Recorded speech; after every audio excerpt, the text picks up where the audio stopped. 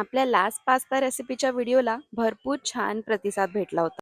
तर I thought why not to share this new recipe video with you. Sunday आहे तर तुम्ही पण ट्राय करून बघूच शकतात, राईट? ॲज युजल पाणी बॉईल करून घ्यायचं, मीठ टाकायचं आणि पास्ता छान शिजवून घ्यायचा. मी एका साईडला गार्लिक ब्रेडचं पण प्रिपरेशन करत होती. मेल्टेड बटरमध्ये चिली फ्लेक्स, ओरिगॅनो, गार्लिक टाकून छान मिक्स करून ठेवून द्या.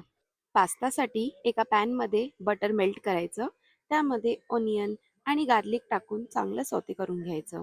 ऑनियनला ना चांगलं कॅरमलाइज होऊ द्या, तरच जाऊन तो फ्लेवर येईल.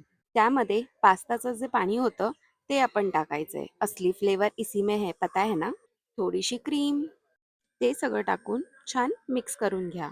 मी लास्ट टाइम ना हे चिली ऑइल ऑर्डर केलं होतं आणि मला ते ट्राय करायचं होतं. सो मी विचार केला पास्तामध्येच टाकून बघू. मग आपण त्यात आपल्या प्रेफरन्सनुसार तुम्हाला जेवढं तिखट हवं असेल त्याप्रमाणे तुम्ही चिली ऑइल टाकू शकता. And mix mix mix. त्यामध्ये जर तुम्हाला एक्स्ट्रा चिली फ्लेक्स वरतून टाकायचे असतील, ब्लॅक पेपर पावडर, ओरिगॅनो, तेही तुम्ही टाकू शकतात. मग थोडं चीज टाकलं आणि सगळं व्यवस्थित मिक्स करून घेतलं. सॉसला एक छान बॉईल आल्यावर त्याच्यामध्ये आपण स्पॅगेटी पास्ता आपली टाकायचे अँड मिक्स मिक्स मिक्स. तुम्ही सॉस आहे ना थोडं टेस्ट करून बघा. जर मीठ कमी वाटलं तरच टाका, अदरवाईज खूप सॉल्टी होऊन जातं. ते झाल्यावरती त्याला छान असं झाकून ठेवून द्या साईडला.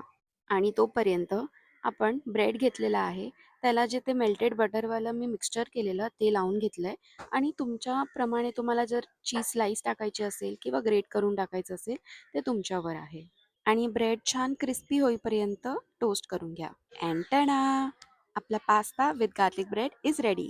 रेसिपी नक्की ट्राय करा आणि मला कॉमेंट करून नक्की सांगा. Okay, bye.